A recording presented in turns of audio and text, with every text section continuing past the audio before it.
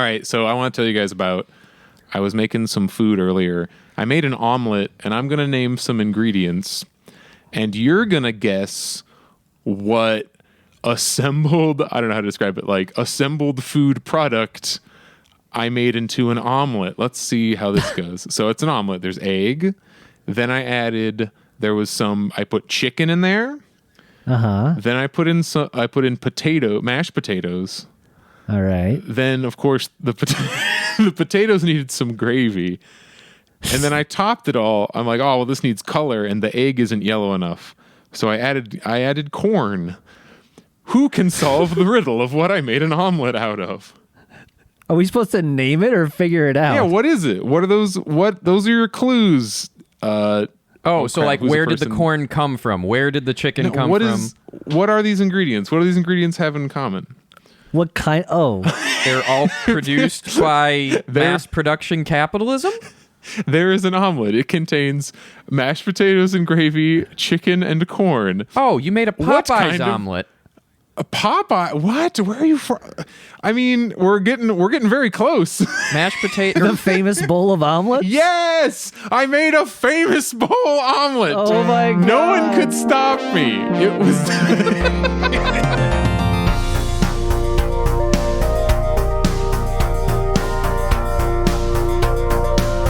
Welcome to Last Minute Politics.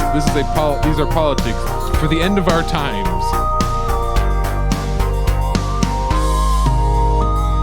The famous bowl of podcasts.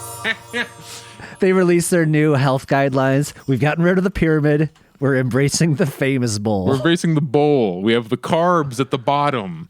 The fuck, that food bowl. works out. Because there's dairy, there's your meat, Yeah. there's at the top a nice coating of oil. There you go.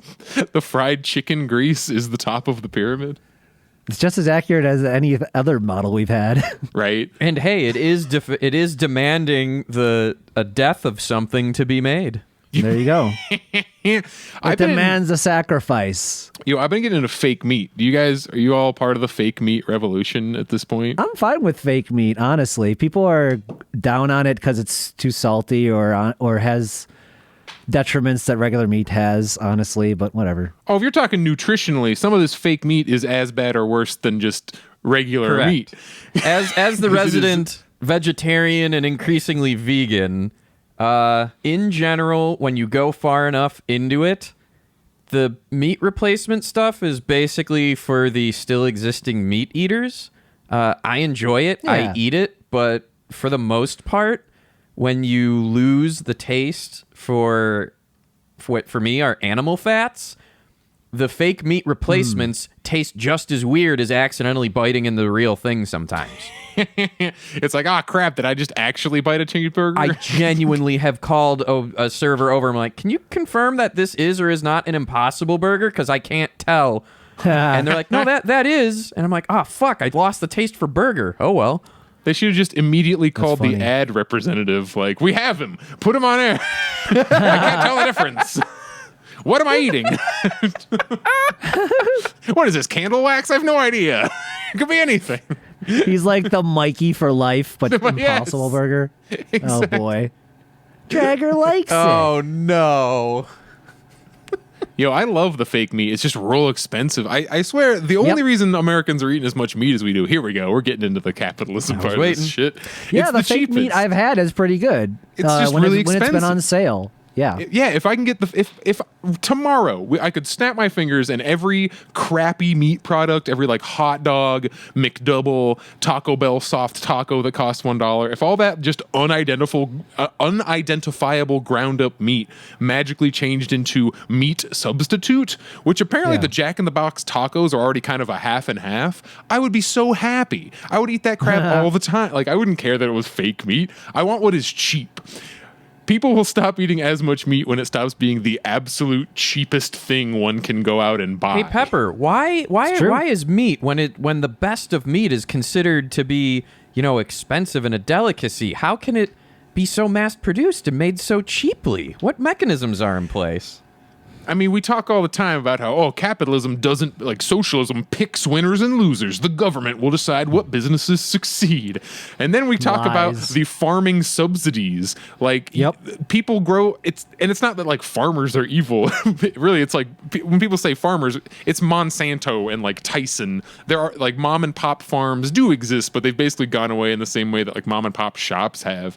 When you go and get meat, farms have turned into like Walmart equivalents where everyone sells the same, whoever, and they get subsidies either to grow soy. Everybody talks about these soy subsidies, chicken and milk and beef, pork, those all have insane huge subsidies to make them as cheap as they are to us. If you charge what a burger actually cost to raise a cow without torturing it the whole time, to feed a cow without torturing it the whole time, or feeding it cow guts or something else horrific, like that burger would cost $15 or $20, and suddenly you would think twice about buying one twice a day. Yep.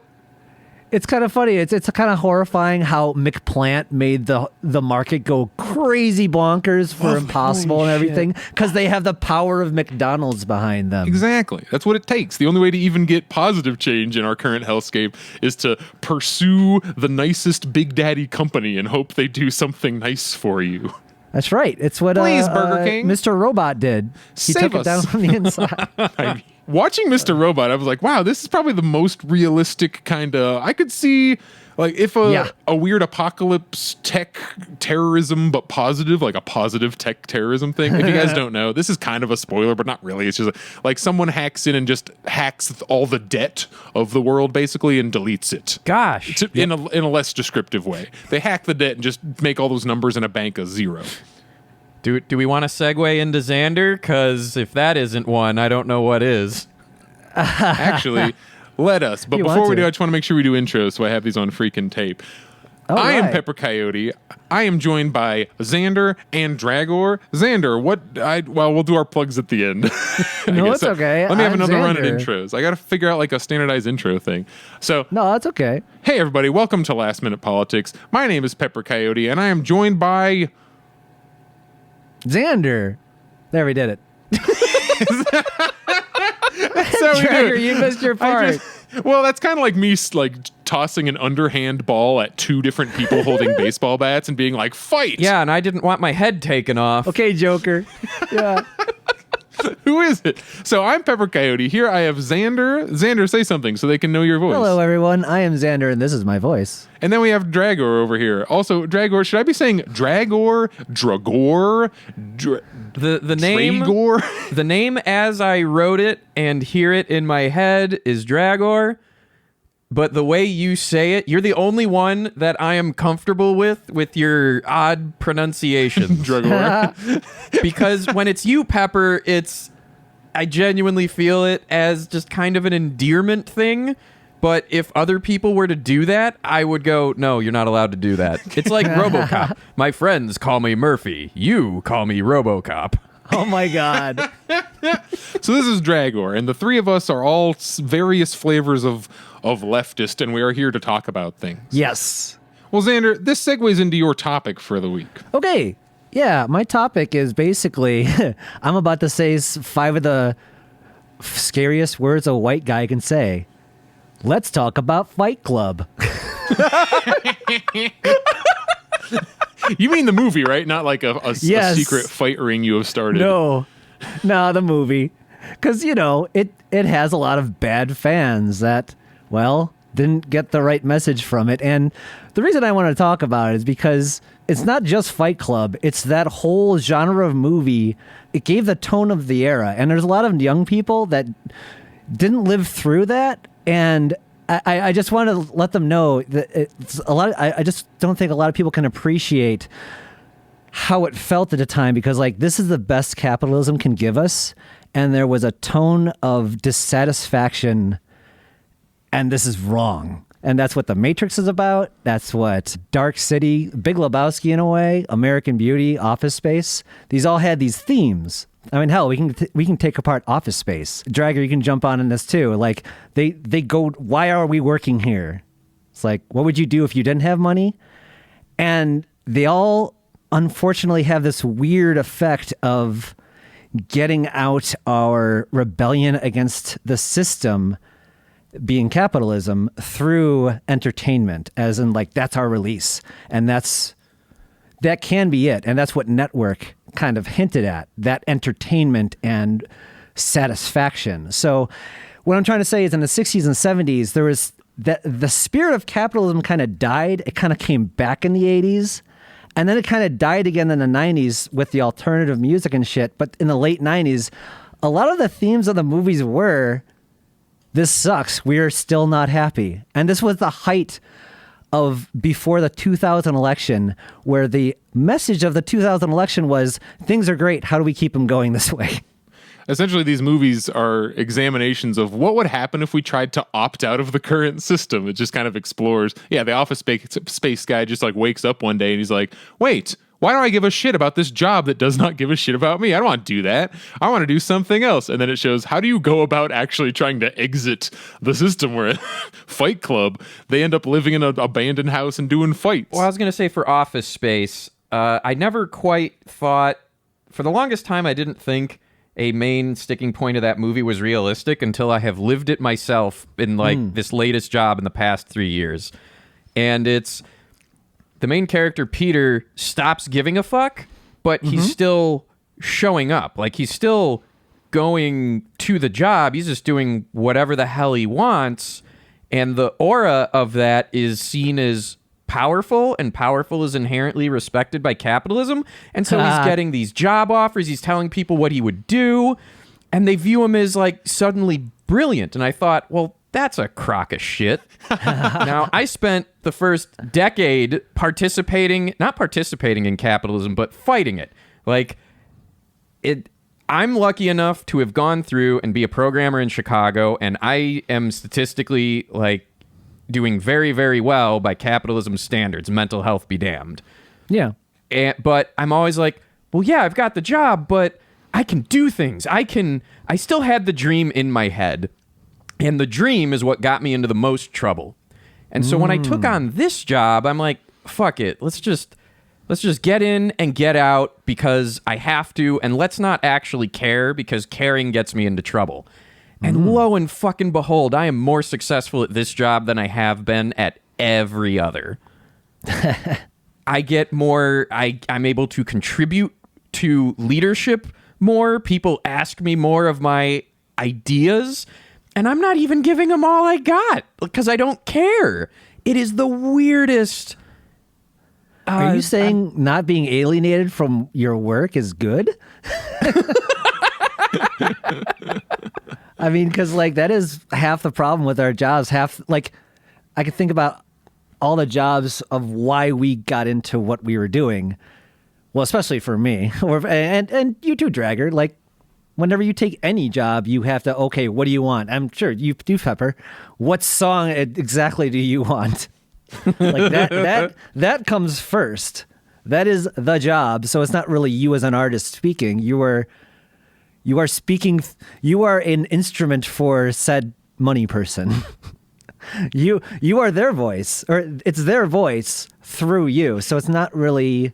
Yeah, and that relationship kind of fluctuates depending on it's a power dynamic thing where you can be on the one extreme side where you're like a video game developer and you have zero control over any of the vision. You are the monkey. You put the square in the square hole. Like that is your entire job, is you complete the task pre-described to you. Versus I'm like the opposite extreme end where anyone who I'm commissioning, they're kind of like, I have the right to not the right, but the ability, the place of relative comfort that I can say no to commissions. If you were like, write this song for me, I'm not so insanely desperate for money that I must say yes to absolutely everything. That's true. I do get some level of creative control. And if you have that level, if you have like pretty large creative control over what you're doing, it almost becomes, in a weird way, fun, at least to me, because then it's like commissioner saying, here is the box you must work within. Now make the best possible inside of that box. I'm like, yeah. Fun, because I am the driver of my work and I get to reap all of the benefit from it.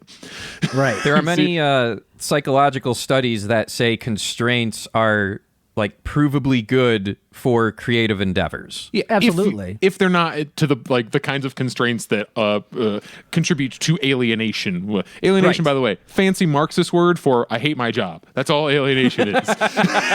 My job fucking sucks. Alienation. All of us know exactly what it feels like when you're sitting in when you're hiding in the freezer of the restaurant you work at because you just don't want to go back out there. That's alienation. You don't feel connected to your work. I feel extremely connected to my work for obvious reasons. I write music. I'm a musician. Great. Very connected to my work. I'm not alienated because I put in music comes out. Hooray. Right. As opposed to if you work at the frickin' Denny's. If Denny's goes under, you don't really care. But also, if you go under, Denny's does not give a single fuck about you. Like, if you work at these jobs where you know they don't value you, that is what creates alienation. You don't see benefit when you work hard. You don't see pain when you work really shittily. You've probably tried your absolute bare minimum at these jobs because you don't care. Denny's can burn to the ground. I don't give a shit. I am entirely alienated from the company that I work for. I do not see benefit when it does. Yes, you are even alienated from the quality of your work because, yeah. as I said, I saw a lot of coworkers crunching on Charlie and the Chocolate Factory for the GameCube or whatever the fuck, and they were losing hours of sleep, and it was a shit game. That is a fact, you know. But they were cranking and working it over, and their work was good on an individual level. But when you put it all together, when you have to experience it in one moment in time, it was shit. So just like our food was shit we made at the restaurant. Exactly, they're ingredients that you are not responsible for when the chef ultimately puts it together. That's the best way I can describe it. So imagine you are responsible for this ingredient and the thing comes out and gets a shit rating, the dish. Yeah. How can you feel bad about that? And how do you want to jump out of bed in the morning and run to work like, I'm going to get some shit done that's going to matter? Exactly. Like, Because they're going to they might throw out your dish. Oh, yeah. I've been on projects 6 months, gone. Yep. That's like So the often. expected cycle in your particular sector. Oh, by the way, just so everybody knows, I am lucky enough to be a freelance musician now. Before this, I was a public school teacher, and before that, I worked about every mixture of service job you can, like retail, food service. I was at Walmart for a bit, you know. And Dragor. Now I'm like in my own head. How do I say your name? Draggor. You are in the clear, buddy. Go ahead. And if people start pronouncing it your way because this thing takes off, happy accident. I'm fucked. So Dragor, he works in tech on the programming side. So he's escaped he's not on the IT, yes boss, I'll fix your computer for you side. He gets a little bit more control over what he's doing. I guess I just want to differentiate between like I come to the school and fix the laptop to make sure you can get into Gmail and you who writes code. Yeah, and real quick, I just want to say I'm a 3D artist animator where I just get my animations out. I used to be more general, but after a while, I just do animations, and that's pretty much what I do. But you have like major industry experience. Oh, yeah. Yeah. But back to what Drager was saying. Well, so I'm similar as Xander. So the types of things I work on and have historically worked on fulfill math brain. So like the differentiations for stuff is there's applications, so the things end users interact with, and then infrastructure. And I've traditionally been on infrastructure, which, believe it or not, the people in charge of companies give the least amount of fucks about. So, like, unless your That's company... why all your games crash. Yeah. And shit falls apart when they launch. Right. Every non-tech big business person gives zero fucks about how it's made. They want their ice cream now. Yep. And so even though I am in an industry and Xander is also in an industry in a different way that requires a lot of just no one has made it before, figure out how to put all these disparate parts together. And there is creativity and there's decisions in it. There's a lot of schooling you do. There's research to learn from other people's fuck-ups or other people's successes, knowing when and when not to use the other thing. All of that's in play, and not a single person gives a fuck. Like, the only people that care are your peers, and depending on where you are, they're so browbeaten they don't care either.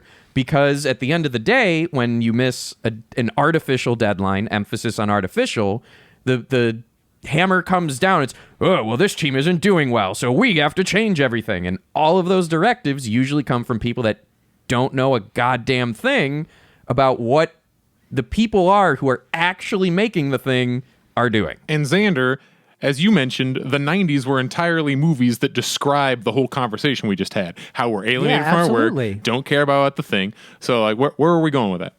Yeah, I'm just doing this because I have to do it to live. And it doesn't click with them that that's a message, but it's a hidden message that you have to work to live. So that is part of the conversation. And that sucks. Of course. That's negative. But yeah. really, we all would want to work on something we think would help society rather than get a paycheck.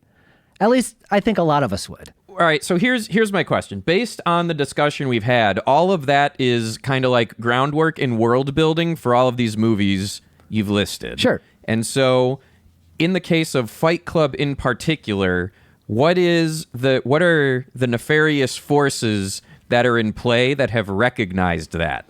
And you talked about the fans of Fight Club that quote unquote take the wrong message. Sure. So I want to hear you talk about that. It's interesting because Tyler Durden does fit a fucking conservatives like to hoist up. Honestly, it's a human nature thing. The ideal. We should all be that, right? And it's very he's like an alpha, right? Yeah, he's like a hyper masculine. If you guys haven't seen Fight Club, he's a guy who just beats the hell out of people, treats women poorly, like just runs through, does whatever he wants. My point is you can watch anything and ignore the parts that cognitive dissonance is amazing. Is all I'm going to say. We watched a ton of movies in the 90s that told us how shitty our lives are and the fact that it is like this grind mentality that's been beaten into us by the system that we live within, that you must work to survive. And we watched all that growing up, and our parents watched that all as adults. And yet it has not seemed to... That message was not really taken to heart. Fight Club's a very notorious example. You can take the example of like, oh, maybe it's not worth the effort because, then we go too far and this is as best as we can do. There's definitely that idea in the background too, is this is the best we can do. That's a 1999 feeling. And then we watch these movies and elect the villain of those movies as president. Well, that's the funny thing is, like, we were arguing about what to do with the surplus. W and Gore. We're doing so well. What do we do with the surplus? And like, meanwhile, people are like, I still can't pay my medical bills. I got to do this fucking job I hate. My rent, like, this is getting worse. Like, obviously, a lot of things were getting better, but we still lived in shitty capitalist society that... And if people don't know, capitalism has to exist. For it to exist, we have to literally prey on other countries.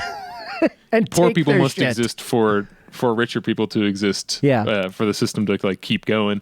But it's kind of like how people talk about, the Reagan era was this excellent golden time, and the people who think like that were the people who were benefiting at that time. A lot of people lived through the 90s, thought it was great. Like you said, surplus. Yes. We have too much money. What do we even do with this? Yet we did not fix our underpining problems. The reason I'm bringing this up now, why I think it's important, is because for a lot of people, that's their goal. The libs' goal is 1999, right? They think that's as good as it can get. Yeah. 1999 is to the liberals as like 1984 is to conservatives, I guess. Yeah. Yeah. Where the conservatives were taking like credit for the economy, blah, blah, blah. But just... there was a disconnect between the success, quote unquote, success in the country and the general malaise attitude. These are all the system sucks movies, and everyone's going to the movie like, yeah, the system does suck. This is fucking terrible.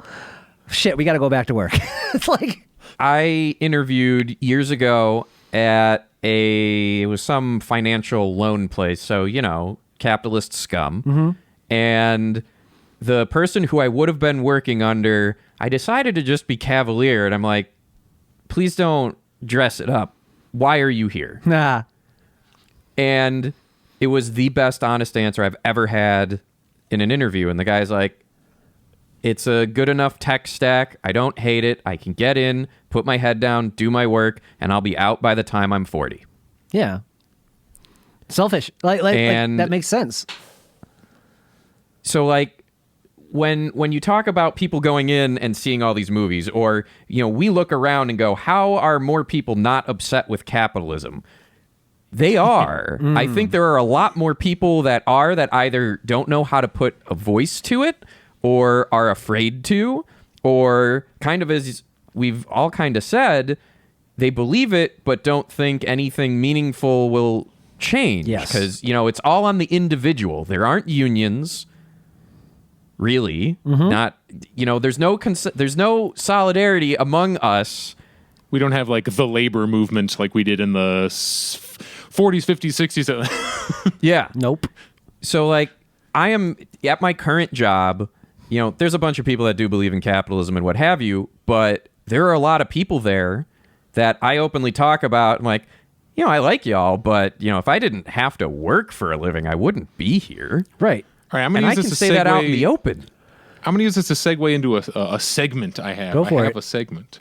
But when you hear people talk about why we couldn't try, name your favorite socialism, communism, anarchism, whatever thing left you want to say, because they all kind of have similar, different goals, similar in ways they break from capitalism. They go, oh, we can't do that. Look at blank country. There, you have to just work in a factory and a job you hate, just doing mindless labor over and over just to survive. You don't have any time to be creative or have fun. They just force you into your job. They tell you what your job is and you have to go there. And people are like, yeah, that's like 1984. That would be a nightmare. And then you look around and why did you pick your job? Because, I could get in, do the thing, leave, make my money. Like, it's all, we do that with right now, that exact fucking nightmare scenario we all envision is happening. True. That's why I went to college for the thing I want. I didn't want to go to school to specifically teach, but I'm like, okay, I want to do music. How can I trick the capitalist system into turning my making music into rent so I can live? That is true. I even made that. I want to animate. Constellation too. I actually. How can I make? I started making drawings and paintings. I mean, my thought was, if I'm going to survive in this tech world, I apparently have to do 3D art, and that's how I saw Jurassic Park. I'm like, okay, let's do that, and that is why I took it. You specialize and make choices based on money. So here's the segment. This segment is called, say it with me, Is It Socialism? Is it socialism? Yay! Where Dun. I'll describe something, and then we'll figure out whether or not it's a thing I can make about socialism or not. Spoiler: every single thing I can make about socialism. So okay, We proved talking about that. doing work you don't want to do for whatever reasons you do. Here's a bit of fandom news. You might have seen recently that the president, or specifically I guess Rudy Giuliani, Yes. they went to book some kind of like victory speech, press conference, something, and they're like, cool, let's book the 4 seasons. So they go and they're like, 4 seasons, very nice hotel, let's book it. I think Philadelphia, I don't remember what city or state it was in. Booked 4 seasons. They show up and we're getting screenshots of the back of like what looks like a business. There's like a parking lot. There's a garage door, like just a roll up regular ass garage door Yup. with Trump things all over it. We're like, what's going on? It turns out they booked the 4 seasons Total Landscaping, which is a landscaping company. It has nothing to do with the hotel chain. And my true heroes in this scenario are whoever answered the phone, email, whatever. And they went, what? Yeah, you want to book this? Yeah, okay. And they said nothing. They didn't say, hey, you realize this is a landscaping thing. They're like, we want to book this for a press conference. They're like, yes, sir. And they wrote it down on the calendar. They gave him the space. That's amazing, right? We got So one. that's the first half of the fun. They then do the press conference in the back of the thing. It's just like by side of the road, not a presidential. Oh, so the other half of that, who's my hero, is the Secret Service. I know this because I listened to Mark Maron described when he had Obama on his podcast, how the Secret Service had to come there ahead of time and scope out everything. They had like a Put sniper on snipers his on the roof, thing. right? Yeah, they had to make sure that shit is safe. That means the Secret Service probably had to go to the 4 seasons Total Landscaping, and nobody came back and said, hey guys, you realize this is a fucking parking lot? They are not just there like- to question the choice. They are there to just do their job. I want to imagine they came back and they're like, so how was it? And they just go, the 4 seasons is secure, sir. Not a living You have to imagine person behind the scenes, like next door because that it's a riding crematorium. lawnmower is going to be right? I'm is next to a imagining crematory. the Secret Service being like, that riding lawnmower needs to be secured. We have to take all the blades off these lawnmowers just in case. Cooper Tom's So gonna add. that's only the first half of this. So that happens. The whole internet's like, hooray. So within a day, a person I've been friends with in the fandom for a long time, his name is Cooper Tom. Oh, by the way, we're all furries. So when I say like We're the all fandom, that's who I'm furries. talking about. Surprise. Sorry, you clicked on this podcast. Cooper Tom is someone I've known in the fandom for a long time, and he started making VR stuff because we're all in the plague. Everybody's figuring out Blender. We're making 3D models because we want to make VR chat content. And he made the Four Seasons Total Landscaping in the VR. So this gets picked up by like BuzzFeed and other like mainstream normie media outlets are going, oh, look at this. Isn't this hilarious? The Four Seasons, they messed up, and furries have, look at a clickbaity news story. Fun times. Everyone gets a laugh. At the end of this, eventually, like Cooper's having a great time. People are going, he's getting attention. He's getting recognition for the large amount of work he put in. I mean, he made, it looks perfect. Yep. It looks exactly like the Four Seasons landscaping. He nailed it. And he's going through making goof videos. And then at the end, he's like, hey, this is great because since I got a little bit of attention here, some people have given me tips, I can finally pay off this dental bill I've been working on for a long time. Yeah. It has been ruining my life. He is nearly, like, he is getting emotional at the end of a video. Yeah, he's at tears. Because in our country, the only way you can pay for your dental bill is if you accidentally get picked up by BuzzFeed and then 10 randos give you some money on PayPal. And if that's like a system working properly, what the fuck are we doing? I know. Wouldn't it be better if Cooper could just get his dental care kind of handled through like a mild tax everyone pays of like a couple $100s a year, and then everyone in the entire country just gets healthcare when they need it? And then how much more time would he have to be making total landscape Right. company? Like, Everyone's life would improve. I found out that like every party in Britain like takes the credit out of the fuck out of NHS. Like, yeah, we did that shit. Like, it's they love it. I know, it's crazy, and I'm just like, what? Wait.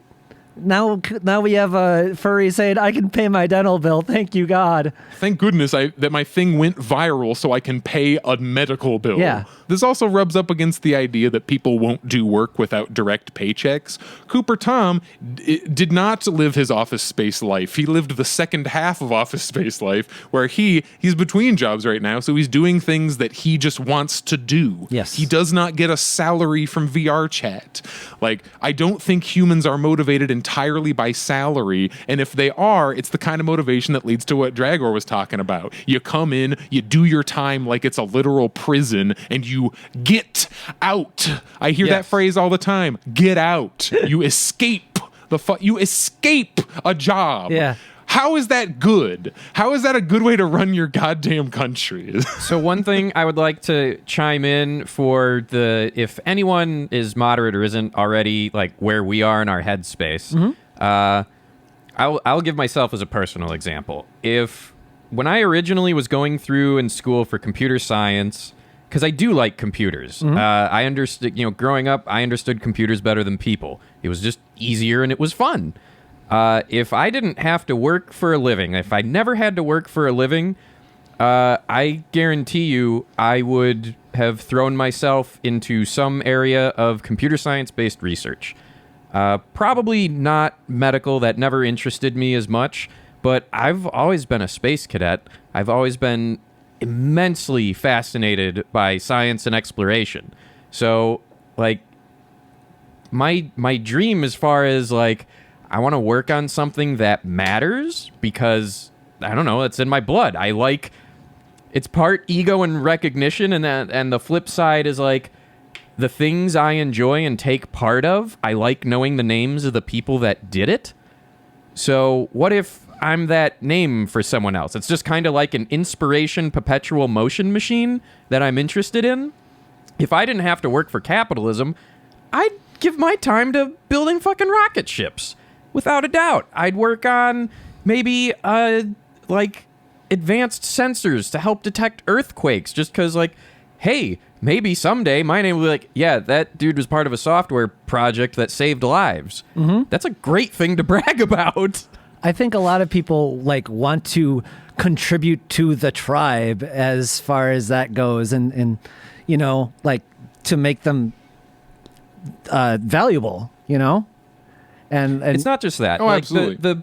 The theory to me is what I've experienced is growing up, most people, hopefully, and there are people who really don't get this, and that's very tragic, is you're in a spot that's either rough or it could even be normal, and someone else or some other group does something that benefits you that they didn't need to do, and how much elation and joy do you feel that it happened?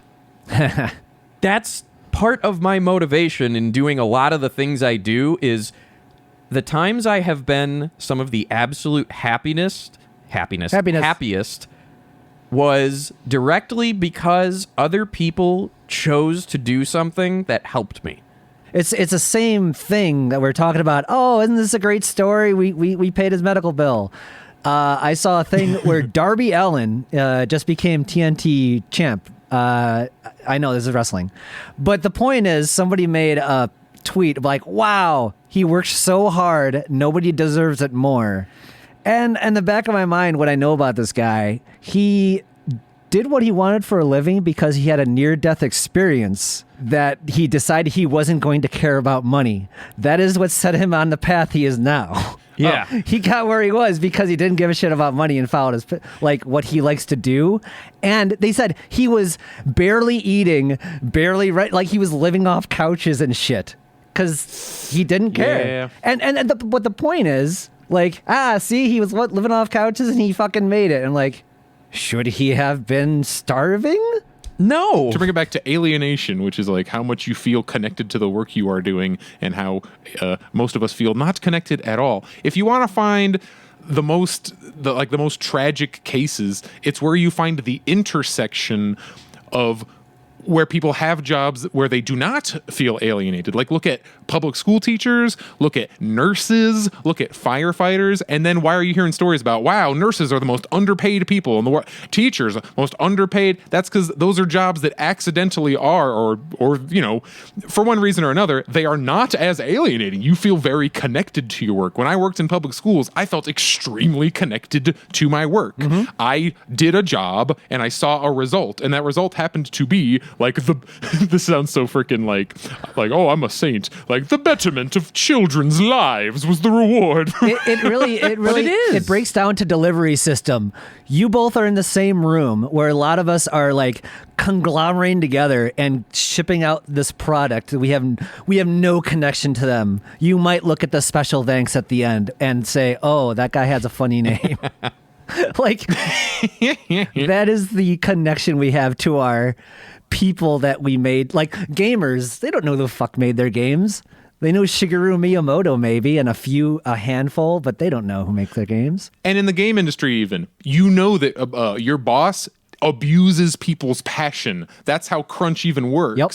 A lot of game designers, they genuinely want to make a good game. So they will work 100,000 hours a week, and they won't just go, you know, this fucking sucks, I'm going to quit. Because they know some of them will, but there's always more people who just want to do a good thing, so they will run into these abusive-ass jobs. Sorry, I don't want to spend our entire lives on this The segment, last thing before we stop on the Four Seasons, because I read this, Fur and the Cooper Tom, just parallel evolution, if you will, both made the Four Seasons thing. The Cooper Tom one took off.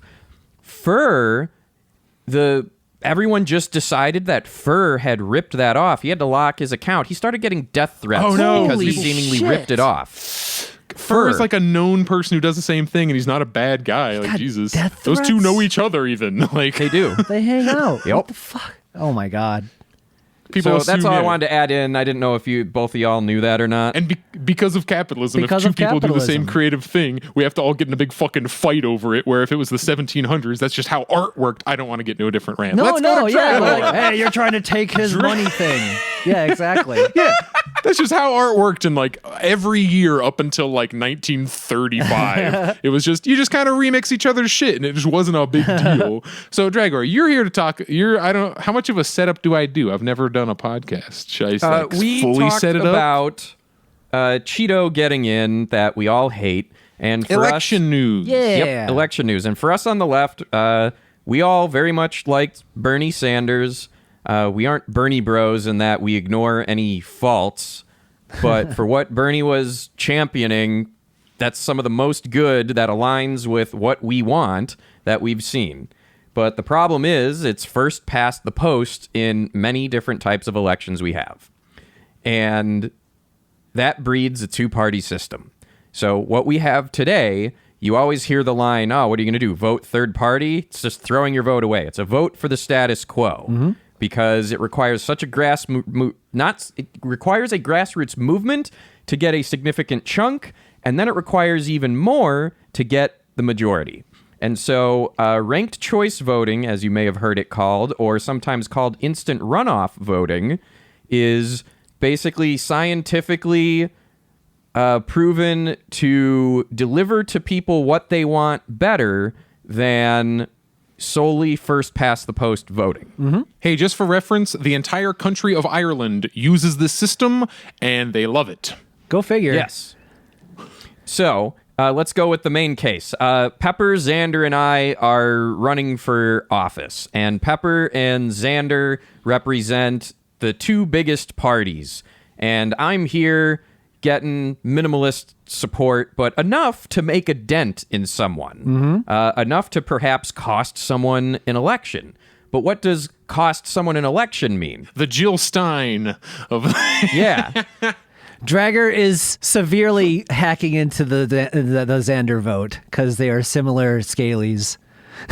Oh, so that's more of like a oh fuck, who's the guy in Florida who got a dumb number of votes in 2000? Oh, I don't know that one actually. This joke is really funny if I remember the goddamn name. Nader? It's not Lieberman. No, not even Nader. Who is the?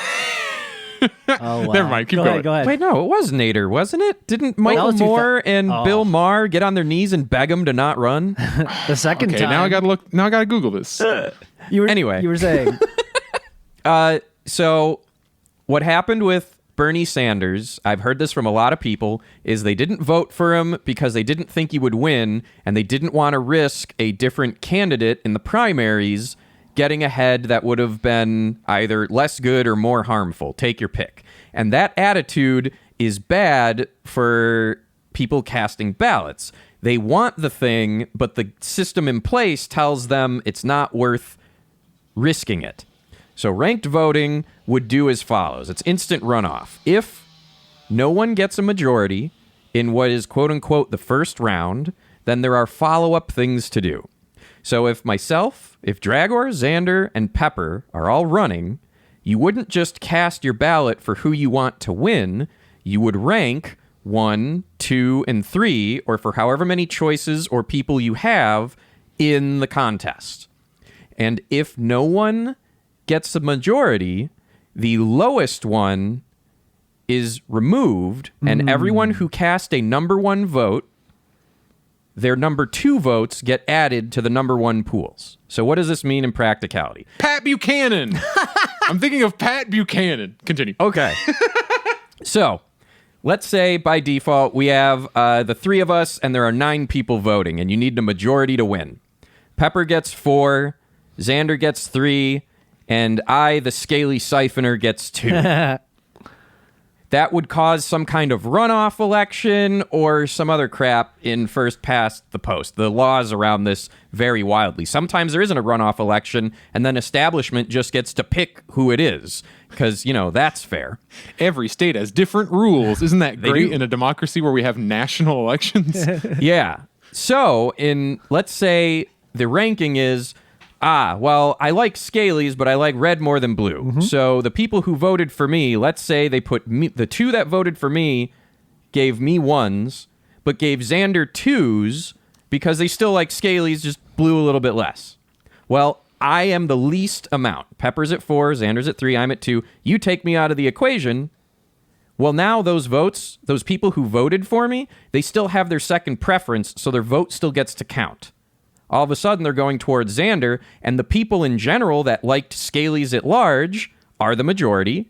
It's now 4 for furry Pepper and 5 for scaly Xander, and there you go. Now, this can happen in multiple rounds. If you have, say, 12 candidates for something, it might take 2, 3, or 4 or 5 rounds of running the numbers before you get your majority winner. These rounds, if you will, don't involve people to recast votes. You put your order of preference up front, and they just redo the counts, removing the lowest count each time and then reallocating based on that voter's preference. Gotcha. So how many people would have cast Bernie Sanders as their primary vote if the fallback consequence was, oh, well, Elizabeth Warren or Joe Biden will get it because, no one wants Pete Buttigieg. I don't know how to pronounce his name. I'm sorry. So, or no one wanted Bloomberg. So would Bernie Sanders have had a better shot if there was safety in fallback? I genuinely believe so. I do too. And science does back that up. There is research for it. It gets rid of the spoiler effect. And you realize the reason this will never happen is because they are absolutely desperate to force us to continue voting for either Democrats or Republicans. Because in the same scenario, yeah, most people on the first round, let's say if we just skip to a general election, we have just to, I don't know, to be as stupidly simple as possible. Let's say it's Trump, Clinton, and just a third person. We don't even know who the fuck that is. So all the big Trump fans are definitely going to vote Trump first. They're definitely going to vote Hillary last, but they might put someone who isn't one of those people as their second choice.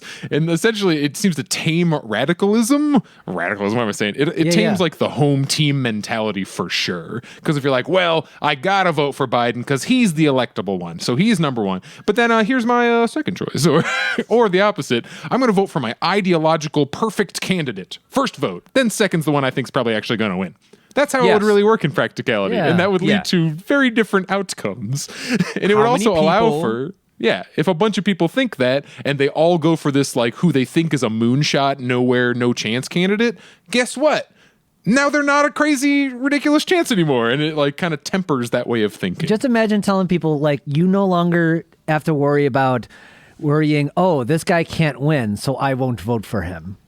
Everybody loves tier lists. We've been making those fuckers for months now, or I think that fad is already over, isn't it? S tier. You were saying? You don't choose lesser of two evils. You now are ranking several evils from least to most evil. Like, that's already better. And then after a few cycles of that, the whole way you campaign changes because you're no longer desperate to scare the shit out of somebody into their giving you their one vote. So, like, running around being like, the other candidate is murdering babies right now. Like that like holds less, like, you can still they'll be in my votes, but they will be one of several ranks that I choose. In general, people vote for things they want, not things they don't want, except for this latest election. More people didn't want Cheeto than they wanted Joe Biden. 2/3, apparently, the exit polls, 2/3 that voted for Biden were more so voting against Trump than for Joe. That is one thing I saw. I mostly believe it. And that is why ranked choice voting is very important. Because if you're doing that, then it's flawed. And yet it lost on a ballot that they voted on. And I'm guessing, why? Vote yes on 2.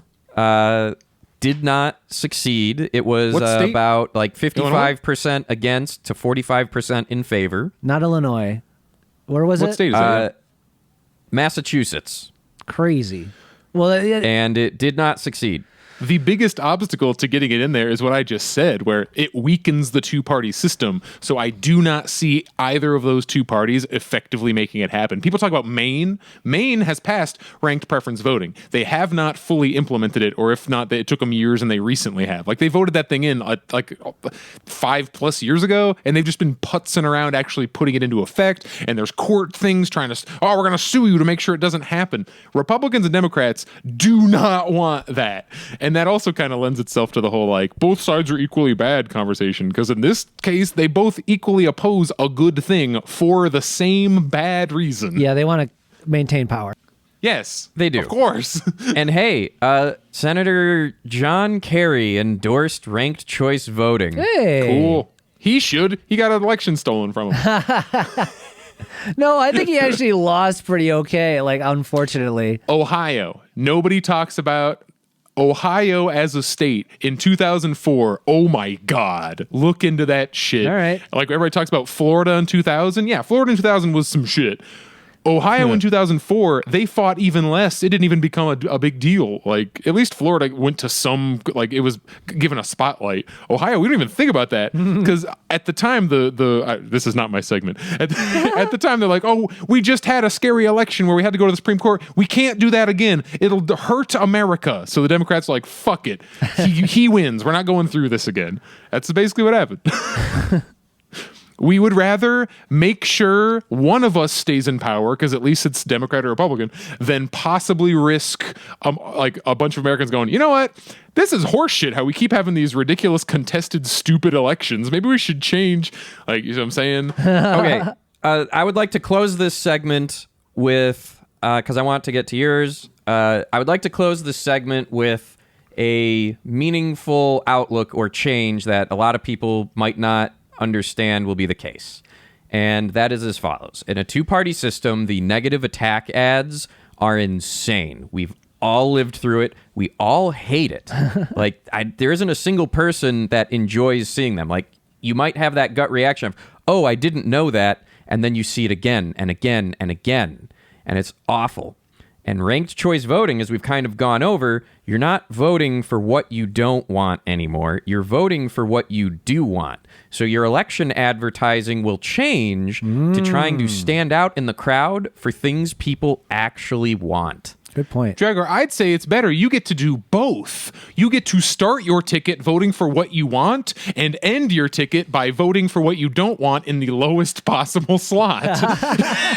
You get to do both of those things. It's excellent. You get to put D's nuts, the candidate. Remember that was Joe candidate. You get to put D's nuts above Donald Trump in your ranks. It's great. Jagger, I have to ask, just to play devil's advocate, have you seen any downsides to ranked voting that didn't sound suspicious? Ranked voting doesn't protect you from like a demagogue or a populist that's shitty. Sure. From casting a spell on folks, if you will. You do got to win that much harder to make it successful, though. Yes. But it's not perfect. Yeah, but at no point was it a clear 51% of the entire country majority. Yeah. Just like you'd have to hit that on first go to be a successful demagogue, like through voting. It's worth a Yeah, shot. there's that. And then the thought experiments in my head are, does ranked choice voting make it more possible for an extremist idea to get through? Or is it a similar but different stance? Because look at the extremism we get through on a two-party system as we are right now. So in comparison, would ranked voting allow for an even more insane person? I mean, could it? Sure. Is that likely where it's going to go based on the demographics we have today? Not that I can tell. I am not informed enough, but that is a question that I do wonder about. For reference, and to help, and to also like round this thing out, for reference, in 2016, neither candidate got 50 or more % of the vote. It was 46% Trump, 48% Clinton. So even if like my any other person than them scenario, neither of them nailed it in the first round, and they would have had to go to second choice. And then every single one of those Jill Stein voters or whoever the fuck voters would have then their vote would have flipped over to either one of those two candidates, or even better, a third candidate who people like and want. So we're talking about why people vote, like voting against Biden versus for Trump, and this is my topic for the Other session. way around. For the week. Well, yeah. But like, you know, motivations in voting. And I wanted to examine we are not journalists. I don't think like, oh, he's done some investigative journalism and he knows some facts. This is just me kind of guessing by looking at really vague numbers. But I wanted to look at, did the Black Lives Matter riots help or hurt? And I'm calling them riots not to be derisive and put them down like riots are bad, protests are good. I'm saying a riot is an entirely valid form of protest because it actually gets shit done. Okay, I don't want to advocate violence on our podcast, but I say riot specifically because I'm not trying to like water down what happened. Right. Some of these shits were riots. They burned down a police station. They burned down several, like a Target and some other whatever establishments. So what I did was I just looked at the voter percentages in the 2016 election versus the 2020 election in cities and states, well, really states, in states where that kind of shit went down, where like the quote worst, I wouldn't say worst because I didn't think it was bad. I think burning down the Minneapolis police station was basically the only thing you could do after such insane injustice was presented to you on tape hundreds and hundreds of times. Sometimes you gotta burn some shit down, and not a single human being was hurt doing it, so fuck off. Build a new building. Anyway. I was gonna say, like, that's a nice outcome compared to what history has done before. Oh my God. I think there's a lot of boomers that say that nothing could ever justify burning down a building. Like any property. Yeah. It's kicking over a trash can, not justified. there is a Violence. weird property fetish people have. Like It's not weird. It makes complete sense Yeah, it to does. me. that Under the capitalist mode, property is the highest form of thing. true. Why do you think so many people like slavery? It turns people into property. Oh yeah, they were property at the time. They were the Civil War was entirely about property rights. So the New York Times, in an article that I'm not going to cite, about 9 out of every 10 voters said the protests over police violence were a factor in their voting, with more than 3/4 calling it a major factor, according to preliminary data from AP Votecast. A large voter survey conducted for the Associated Press by NORC at the University of Chicago. Hey. About a fifth of all voters said protests were the single most important factor. A fifth of all voters, so about 20% of their decision at the ballot box. According to the survey, which interviewed, I like this, is 140,000 respondents. Pretty good sample size, by phone and online. With these voters were split deeply on who should be in the White House. Among these who cited the protests as a factor, these numbers immediately kind of answer the question, by the way. 53% voted for Biden. 46% voted for Trump. 53 is a bigger number than 46. So did the BLM riots help or hurt? They helped. Yep. Thank you for coming. Yay. That's the end of my set. No, I have a little more. No, to reflect on what you said, the registrations show that registrations skyrocketed when BLM happened.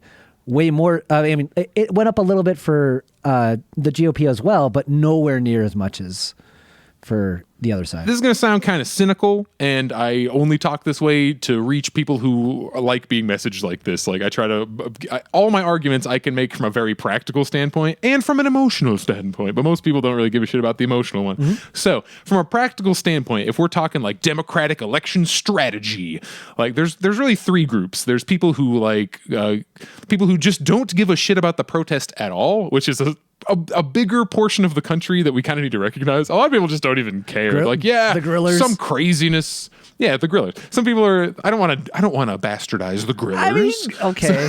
Sometimes grilling is a valid choice. But if you're home grilling, you're not spreading COVID. And that's the positive of the grill film. Maybe it's just based on where I grew up. I know when someone says grillers, I know exactly who they mean. I see. It could be my a notion thing. of grillers is a thing I've developed over the last 2 months. I think of suburban who doesn't care about the world outside their house. Oh yeah, Like I that's- differentiate them from people who have, quote, taken the grill pill, like take the red pill, take the black pill. If you take the grill pill, that's, well, we're in pandemic, I'm gonna sit home and grill all day. I don't know what the fuck. Like, you're staying home during the pandemic, and generally I see them as a positive. Okay. Like, good. Don't be going to gatherings. Just stay home and grill. Please. But I think there's a bunch of people who just do not care. And then there's people who voted for Trump because of the riots, and there's people who voted for Biden because of the riots. And the group who voted for Biden because of the riots outweigh the Trump people, and the people who don't care, they don't care anyway. So, true. Simple answer, yes. It's really not a bad idea. Let's look at some states. Minnesota. Clinton won by 1.5%, barely won Minnesota. Biden won by 8%. This is the state where the riots start. That's like the George Floyd that happened in Minneapolis. And it's where they burned down the fucking police station. They burned down the police station, and what did they get? They got the biggest city council results. The vote didn't freaking get all the way through because our system is garbage. But the city council was like, hey, we're gonna defund our police and we're gonna like make some actual change. Like the ball started rolling, and Biden won by 8%. Like he more than quadrupled the percentage of victory for Clinton. Yeah. And that's where they burned down a police station. I can't imagine a much more extreme protest than that against the police. And Biden actively condemned and intentionally called them rioters and looters, even when it was peaceful protests. Like, this is the candidate telling them, I don't like that. And people are like, yeah, well, we do. We're still going to vote for you. In Oregon, where Portland's been going solid for like almost most of a year at this point, Clinton got 50% of the vote. Biden got 57% of the vote. It's already a very blue state, but still, it just increased Democrat turnout, I guess. Georgia turned blue this year. Yep. Coincidentally, right after a massive Black Lives Matter protest where they burned down that fucking Wendy's. yeah. Oh, wow. A very loud that? vehicle is passing it. It's a very loud... They're burning down the Wendy's. Here it comes. Oh, no. I said burn down a Wendy's. Here comes the Wendy's police. It's almost like people want meaningful change and understand lesser of two evils, or as I like to say, harm reduction.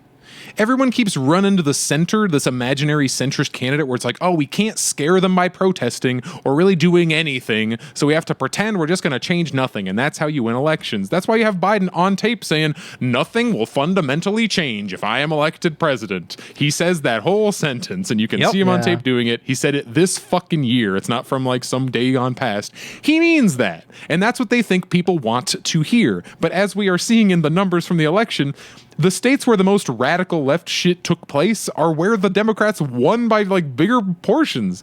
Georgia went blue after they burned down that freaking Wendy's. Well, it's not the burning down the Wendy's that made people vote. It's the cops shooting people over and over and over again on tape in increasingly horrific situations.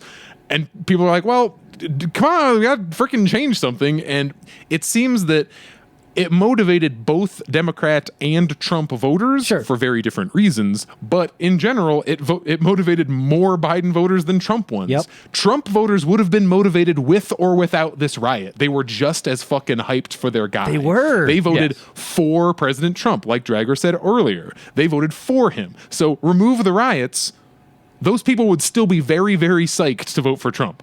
Add the riots, we now excited a whole lot of Democrat voters who would not have been excited otherwise. Like, you know what I'm saying? I do know what you're saying. I mean, you know, they're going to say shit. You got to realize they're like, oh, well, the riots, they're just going to turn more people against you. And they're just going to say shit that's not true. It's like when I always question Democrats when we're like, Bernie's not even a Democrat. Why would the average person care being allegiant to a party? Yeah. Why? God, I hate that we have to go like, well, do you like the Raiders? Why does that matter if I want to run a country? Which team I support? It's training. We were talking earlier about it's seriously going training for Bernie Sanders. Rooting for your home team. Tribalism. Yeah. Guys, if I asked either of you what your favorite thing about Bernie Sanders was, would you give me some like personal like characteristic, Nope. I would say an Medicare for anecdote? all. Yeah, you would list a policy. Yup. You would list a goal.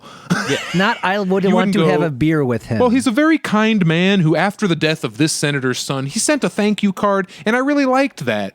So, what Americans that's the vote Biden on story. is insane. It's like, I don't know. It is true that more left-leaning more so vote on policy and right on character and personality, and it's all very much aesthetics driven of the glorious leader. Go ahead, Drager. I'm sorry. Can I suggest that as a segue for the next time we do this? Sure. Sure. What? Because what you're talking about is how people view essentialism. Okay. Yeah. Ooh. The reason they like the have a beer with them is because they're making a judgment that that person is good and therefore will do good things for them. Yeah. Okay. If you believe there are good and bad people in the world, it leads to that. I believe there are good and bad ideas and good and bad ways to like run a business, and they're business, country, all that shit. And they're measurable. I'm concerned with material outcomes. Hell, if by some weird reason President Trump gave us Medicare for all, like handed out a ton of money for COVID, said, stay home, your rent is canceled, your mortgage is canceled, I wouldn't be shit-talking it. I'd be like, good move. Thank you, Mr. President. And yet he didn't do it. You know, it's funny. A lot of people said he would. to like fuck over the left, and I'd be like, please don't threaten me with money that I can use to live.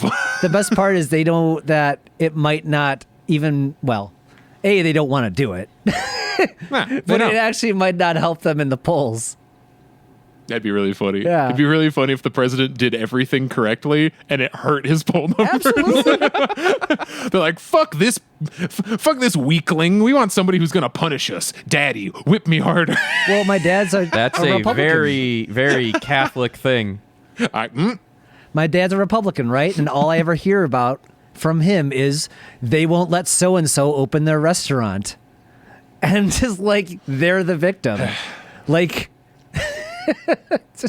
that's how they think. I don't know how to, like you can break down the why, but no, that's their restaurant. They have a right to it. They can open it whether they want to or not. Like, people can do anything they want with their property. Yeah. Property rights above all. Yeah. That's how you can look at a protest where human beings are getting tear gassed and clubbed and fucked up. But as long as you in your mind or heart believe, oh no, those are bad people, that's what is supposed to happen to these bad people who are doing the bad thing of damaging what? Property. They're damaging property, therefore they deserve whatever hell the police, the violence arm of the state would like to inflict upon them. Oh my God, They perfect- burn down a trash can. Perfect example. Murder them. They mention their criminal record as if that matters. Oh my God. Right? How many times do we have to hurry about like child murdered in their sleep by 7 drunk police officers? Like, yeah, well, that child one time got a D in history class, so Yeah. fuck them. Like, they try to my- bring an essential reason that they deserved it. They were bad. Yep. I heard someone bad-mouthing the quote-unquote riots, and I'm like, oh, do you know why they're happening? So like, oh, just a bunch of people that can't get what they want. I'm like, did you watch the video where George Floyd died? I went to that, and the person went, no. And I'm like, are you going to? And he said, no. And then I said, well, then you can shut the fuck up. And that was the end of that. Protest does not work unless it disturbs the status quo. That is a thing that has to happen. It has to disturb the malaise that people are like, oh, wait, something's wrong? To cap my own section, I want to go to my final segment. Guess what? This show's called Last Minute Politics. Guess what? The last minute of the show. All right. Okay, So let's not like get crazy. we talk about, I use the word riot over protest, or not over protest. I think a riot is can be a form of protest. There are many kinds of riots. One can riot for many reasons. Sometimes it's protest reasons, such as you want like increased rights. So I talk about I want to advance a materialist ideology. Like the kind of leftism I am concerned with are the ones that come down to dollars and cents. Yes. Is your life improving? Like making celebrating and furthering Black History Month is an aesthetic change. Reparations is a materialist change. There's a difference between giving a holiday to a group of people and handing them a check that they can pay their rent with. That is material to me. So if you're doing a protest, if you walk around, chant, and make the cops feel bad, or be like, you did a bad thing, chant. That is an aesthetic protest. They're like, we want to be seen and we want to give off like a vibe. Yeah. A material protest is anything that costs the cops a lot of money. Now, marching around can cost the cops a lot of money. You know what else can? Like every time they have to board up a building, every time they have to fuel up one of their dumb tanks that they have for absolutely no reason, every time they want to buy new gear, like bleeding the police dry of resources is an effective protest. And guess what you have to do after you burn down a police station? Spend a shit ton of resources either building a new one or you are down a police station, which is a resource. If the cops want to hurt a group of homeless people, they take all their shit. If the cops want to be hurt, we should take all of their shit, I guess is what I'm saying. Or at least make them use it all up on their own. There was, I don't know if it was in a news article or just openly on Twitter, but maybe it was in California, and it was, we can handle a weekender 100,000 person protest. We cannot manage or sustain 100,000 person protests. eventually the cops run out of resources. If they stop paying the cops, if they're like, hey, guess what? Overtime's all canceled. We can't pay any of you. They aren't going to go to work. Not most of them. Most of them go, oh, you're not paying me? I'm not showing up. So let's go to our last minute. I'm just going to keep going because I'm already sort of on a roll. Last minute. The last minute of the last minute podcast is I literally set 1 60-second minute on my phone. All right. And I will interrupt when we hit it. Or if you end before, that's fine too. So let's see, 1 minute. So I've been talking today about how we can use resources in a way that a riot can in fact be a very useful form of protest. If you're out doing protests or if you have any influence over them, try to convince the leadership to move the thing around. If you guys keep going, like in Portland, they keep going to the same spot. If you go to a new spot, they have to pull out new plywood and board up a new building and like move all their stuff. Heck, tell them you're going to a spot and then halfway through the night, just leave, go somewhere else. Make them move all their shit to a new location. Like anything you can do to waste resources, that is a good protest. Yes. And this does not necessarily mean violence. Notice I did not say go shoot a cop. Absolutely not. I don't think inflicting violence on other people is good. Inflicting damage to property, especially property that you are kind of sort of paying for with your tax money, police property, which is public property because you frickin' paid for it, that's a more effective protest. That is the end of my minute on the dot. Yeah, you did it. Nice. Xander, your last minute Oh boy, of politics. Okay, I'm going to do a minute of politics. I kind of talked about how 1999 was the height of capitalism in my lifetime before everything came crashing down. We had election and 9/11, literally. My whole point is 1999, for those who lived through it, was like supposed to be the best time, and yet all of our popular culture reflected how miserable we were and how we think there should be something better. And I just think there's something to that. There's something to glean from that, especially when they're the most popular movies at the time. And it really reflected the tone of the country, if you will, before we got thrown into fucking crazy militarism and going everywhere with going to Iraq, or whether the terrorists are going to get us, and where we are now. So before that, we were in a general malaise of unhappiness. I can tell you this. That's how I felt living in there for those who were not there in 1999. And that was the best. That's your minute, Xander. Yeah, I did it. Wait, are we viewing this as a goal of trying to fill at least one? No, I don't know. It's the first time. I don't know what the fuck I'm doing. That's right. We don't know what we're doing, everybody. You get to help us shape this if you're listening to this. Oh, by the way, hey, Drago, you are in charge of like all of our online presence. Where can they find our stuff before we get ahead of ourselves here? As of right now, I'm just co-hosting it on my own website, dragor.me/last-minute. We have a Twitter? There is a Twitter at lastminutepol. Paul. Cool. You can only do 15 characters, I found out. You can't do more than 15 in an at. Makes me sad. Oh. Last That's minute why it's poll. like like poll, I'm like, it's like, I guess this is a 4chan reference? Yeah. I guess better than Last Minute P. Oh, well, Last true. minute P? Last Minute P is a good title. You are probably hearing this on YouTube right now. We are. There will be a PayPal link in the description if you guys want to help us pay for distribution. We want to stick this thing on iTunes, Spotify, every major podcast network, and it costs a few dollars a month. So if we get legitimately $9 in tips, we will be able to fund a month of being on Spotify. There you go. Yep. So, Dragor, what is your last minute of politics? My last minute is not just about ranked voting, but you're going to continue to hear a lot of talk about the Electoral College again. And the big thing to do when that comes up is to learn about what ranked choice is, and if you like it, continue to bring it up.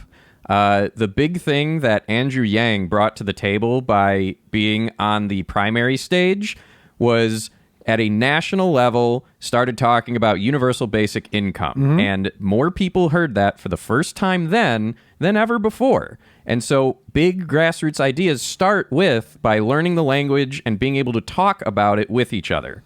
Ranked choice voting basically is that. If you want election reform and you want to get those ballot measures in your local elections where they do genuinely matter, start talking about it to your friends, family, and colleagues. People need to know what ranked choice voting is before they can make an informed vote on such a measure. Mm-hmm. There. couple of seconds early. Real quick, I just want to say the general people liking UBI just makes me think that more people think your essentials should be met than they want to say. It makes sense to people if you just sit down and explain it to them. That's why at first I was very side-eyeing Andrew Yang, like, oh, he's a venture capitalist. This guy's only a piece of shit. And now Yang is, like you said, he put cool ideas in front of enough people that now UBI is just like a normal thing people know about and is an option. It's not seen as this crazy, ridiculous thing. We're just going to give people money for free. Oh, that's impossible. Like, it's a funny thing now. I actually think Yang is forward thinking and thinking capitalism is going to collapse if they don't do a UBI. Yeah, I think he's more, I'm young and don't want to see my entire world explode by not Exactly. fixing it. Yeah. All right, everybody. I have been Pepper Coyote. I'm Xander. I have been Dragor. Yeah. Oh no. Again, I'm chucking that softball out. Swing away, fuckers. Oh, Good man. We're having tryouts. Break the pool cue. luck. Okay. Let's do me, then Xander, then Dragon. 'Cause That's the Okay. order we did our minutes in. I have been Pepper Coyote, I'm Xander. I have been Dragor. and this has been our last minute of politics. See you later. Bye. Bye. That was funny. My point is you can watch anything